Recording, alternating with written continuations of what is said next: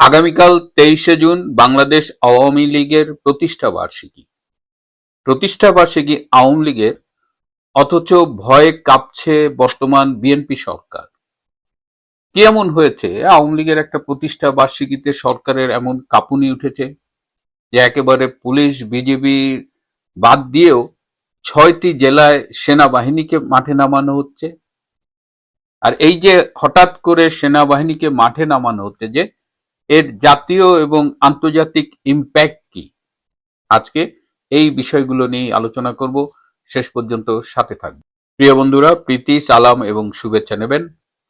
আগামীকাল ২৩শে জুন ১৯৪৯ সালের এই ২৩শে জুন পূর্ব পাকিস্তান মুসলিম আওয়ামী লীগের পথ চলা শুরু হয়েছিল ঢাকার টিকাটুলির রোজ গার্ডেনে, এবং আগামীকাল এই সংগঠনটি তার পথ চলার ৭৭ বছর পূর্ণ করবে। ১৯৫৫ সালে তার নাম থেকে মুসলিম শব্দটা বাদ যায়, এবং তারপরেই আওয়ামী লীগ জন্ম থেকেই অসাম্প্রদায়িক একটি রাজনৈতিক সংগঠন, এবং পরবর্তীতে বাংলাদেশের যে মুখ্য অর্জনগুলো এবং সবচেয়ে বড় অর্জন যে বাংলাদেশের স্বাধীনতা, সেটি অর্জিত হয়েছে এই বাংলাদেশ আওয়ামী লীগের নেতৃত্বেই, বাঙালির জাতির পিতা বঙ্গবন্ধু শেখ মুজিবের নেতৃত্বেই। তো আগামীকাল এমন একটা পরিস্থিতিতে বাংলাদেশ আওয়ামী লীগের প্রতিষ্ঠা বার্ষিকী পালিত হতে যাচ্ছে, যখন বাংলাদেশে সংগঠনটির কার্যক্রম এই স্বৈরাচারী অবৈধ সরকার নিষিদ্ধ করেছে। ইউনূস সরকার করেছিল, বর্তমান সরকার সেটা কন্টিনিউ করছে। কিন্তু কি এমন ঘটনা ঘটলো যে একেবারে ভয়ে কাঁপাকাঁপি শুরু হয়ে গেল?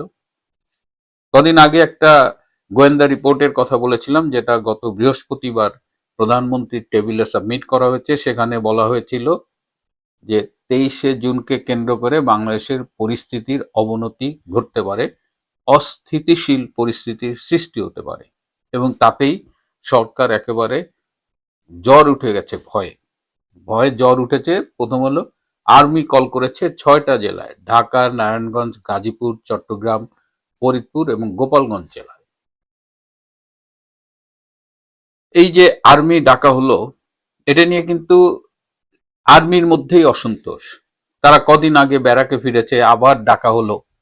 আগে বিএনপির বীর সৈনিকেরা বলতো যে পারলে পুলিশ রেখে আসুক, আর এখন নিজেরা আর্মি ছাড়া কাঁপে। এটা নিয়ে অলরেডি হাসাহাসি শুরু হয়ে গেছে। কিন্তু সমস্যা যেটা হয়েছে, যে এই প্রতিষ্ঠা বার্ষিকীকে সামনে রেখে আওয়ামী লীগ কি করছে, বড়জোর কিছু মিছিল করছে, সারা দেশব্যাপী মিছিল হচ্ছে, মিছিলের সংখ্যা বাড়ছে, মিছিলের দৈর্ঘ্য বাড়ছে। কিন্তু একটা দেশ, একটা সরকার, নির্বাচন যেভাবেই হোক, ৪ মাসও হয়নি, এর মধ্যে তাদের ভয় কি? তাদের কি পতনের ভয় কাজ করছে এখনই? আওয়ামী লীগও তো মনে হয় না যে চাইবে যে এই মুহূর্তে বিএনপি চলে যাক, কারণ বিএনপি যেভাবে সরকার চালাচ্ছে, তাতে আওয়ামী লীগ তো নিশ্চয়ই চাইবে যে আরো কয়েক মাস থাকুক, এই দলটা পচতে পচতে গন্ধ বেরোক, দুর্গন্ধ বেরোক। কিন্তু এই দলটা নিজেই ভয় পাচ্ছে, এবং পুলিশ যেটা শুরু করেছে, যে পুলিশ সারা দেশে বাড়িতে বাড়িতে যা আওয়ামী লীগ, ছাত্রলীগ এবং তাদের নেতাকর্মীদের খুঁজতেছে।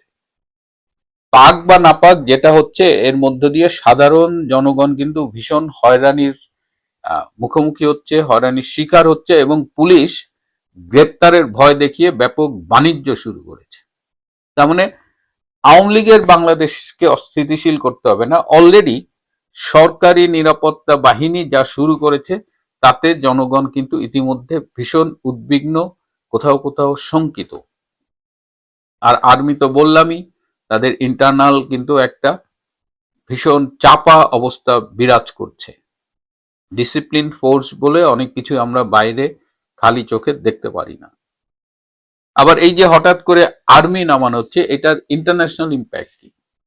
বাংলাদেশে যে বিভিন্ন দূতাবাসগুলো আছে, বিদেশি রাষ্ট্রের দূতাবাস, তারাও কিন্তু এক ধরনের অস্বস্তিতে পড়েছে। সোর্স নিউজের কাছে নাম প্রকাশে অনিচ্ছুক একটি বিদেশি দূতাবাসে কর্মরত কূটনীতিক বলেছেন যে এইভাবে যদি বাংলাদেশ আগামী দিনে চলতে থাকে, তাহলে আমাদের দ্বিপাক্ষিক সম্পর্ককে তা ক্ষতিগ্রস্ত করতে বাধ্য। ভারতের একজন প্রাক্তন কূটনীতিক, যিনি বাংলাদেশে হাই কমিশনার ছিলেন ভারতের, তিনি বলেছেন যে বাংলাদেশের বর্তমান গণতন্ত্রহীনতা এবং রাজনৈতিক অস্থিতিশীল পরিবেশে জঙ্গিবাদ এবং সন্ত্রাসের উত্থান পরিলক্ষিত হচ্ছে।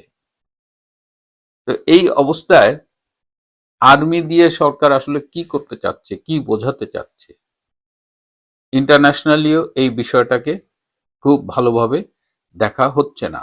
এদিকে সুশাসনের জন্য নাগরিকের প্রধান বদিউল আলম মজুমদার সম্প্রতি বলেছেন যে দেশ যেভাবে চলছে তাতে অচিরেই একটি সাংবিধানিক সংকট দেখা দিতে পারে, অর্থাৎ দেশ একটা সাংবিধানিক সংকটে পতিত হতে পারে। এটার অর্থ কি? কারণ এই বদিউল আলম মজুমদাররা তো ডিপ স্টেটের বাংলাদেশি এজেন্ট। তারা যে জঙ্গি অভ্যুত্থান হয়েছিল 2024-এ, সেখানে তারা গুরুত্বপূর্ণ ভূমিকা রেখেছিল। সে ফরহাদ মাজার এবং আরো কয়েকজন, যাদের আমরা আপাত দৃষ্টিতে বুদ্ধিজীবী বলে মনে করি, যারা আসলে বিদেশি ডলারের পেইড এজেন্ট বাংলাদেশ। তো সরকার এত দ্রুত তালগোল পাকিয়ে ফেললে কেমন করে হবে? এবং তালগোল যে পাকিয়েছে এটা বোঝা যায় আমাদের স্বরাষ্ট্রমন্ত্রী সালাউদ্দিন আহমেদের আজকের কথায়।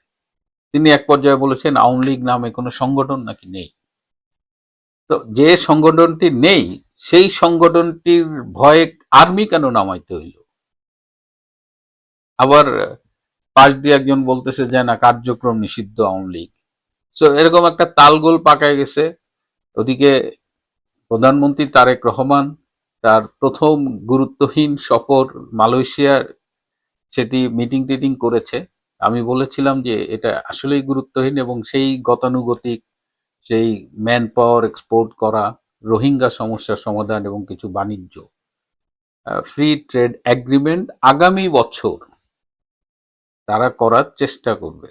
তার মানে এটা খুবই নন স্পেসিফিক একটা আলোচনা, এবং তাতেই দেখলাম যে তার বহরে যারা গেছে তারা একেবারে খুশিতে গদগদ। মালয়েশিয়ার সাথে বাংলাদেশের সম্পর্ক নাকি নতুন উচ্চতায় চলে গেছে। তো আজকে তিনি প্রধানমন্ত্রী যাবেন চায়নায়, এবং চায়নায় তিনি অনেক দিন থাকবেন, বিশ্ব ইকোনমিক ফোরামের মিটিং এ অ্যাটেন্ড করবেন, এবং চীনের প্রেসিডেন্ট শি জিনপিংকে তিনি পাবেন 26শে জুন। তো প্রধানমন্ত্রী বিদেশ সফর করুক, সরকার ভয় পাচ্ছে। তবে উদ্বিগ্ন হবার মতো যে ঘটনা সেটা হলো যে আওয়ামী লীগের প্রতিষ্ঠা বার্ষিকীকে সামনে রেখে তৃতীয় কোনো পক্ষ বাংলাদেশের পরিস্থিতির অবনতি ঘটানোর চেষ্টা করতে পারে। এটা কিন্তু সরকারের কাছে যে গোয়েন্দা রিপোর্ট উপস্থাপিত হয়েছে সেখানেও উল্লেখ করা আছে। এই জায়গাটা ভয়ের এ কারণেই যে বাংলাদেশে এই মুহূর্তে অনেকগুলো আন্তর্জাতিক জঙ্গি সংগঠন অপারেট করছে। পাকিস্তান ভিত্তিক সংগঠন বা আল কায়দার সংগঠন, আইএসআইএস এর সংগঠন, অনেকগুলো শাখা প্রশাখা বাংলাদেশে অপারেট করছে, এবং এরা যে কোনো সময়, এবং এরা সবসময় উসিলা খুঁজতেছে, এবং 23শে জুন তাদের জন্য একটা ভালো উসিলা, এবং এই দিন তারা সরকারকে বিতর্কিত করার জন্য এমন কিছু ঘটনা ঘটাতে পারে যাতে আওয়ামী লীগের কাঁধে গিয়ে দোষগুলো পড়ে। সো এই জায়গাটা আসলে উদ্বেগের। কিন্তু সরকার একদম তালগোল পাকিয়ে যা শুরু করেছে তাতে আমাদের যেমন করুণা হচ্ছে, লোকজন কিন্তু বেশ ছিছি ছিছি করছে। যাই হোক, আমি আপনাদের একটা ছোট্ট ভিডিও ক্লিপ দেখাবো। এই তরুণী সম্ভবত দক্ষিণাঞ্চলের, কথা শুনে মনে হয় খুলনা যশোর ওই অঞ্চলের হবে। বিএনপি করতেন জন্ম থেকেই। এখন দেখেন এই মুহূর্তে তার কি অবস্থা। জন্মের পর থেকে বিএনপি করেছি বিদায় আজকে নিজের জুতো দিয়ে নিজে মাথারে এরম পাওয়া দিচ্ছি, মাথার ভরে কপালের পরে। আর কোনোদিন দল করবো না, কোনো কাজে যাবো না। এই যে জুতোর বাড়ি কপালে মাথায় সব জায়গায় জুতোর বাড়ি, এই জুতোর বাড়ি মই দিলাম। এই প্রিয় বন্ধুরা, আজ এ পর্যন্তই। ভালো থাকবেন, সুস্থ থাকবেন, তার চেয়েও জরুরি হলো নিরাপদে থাকবেন।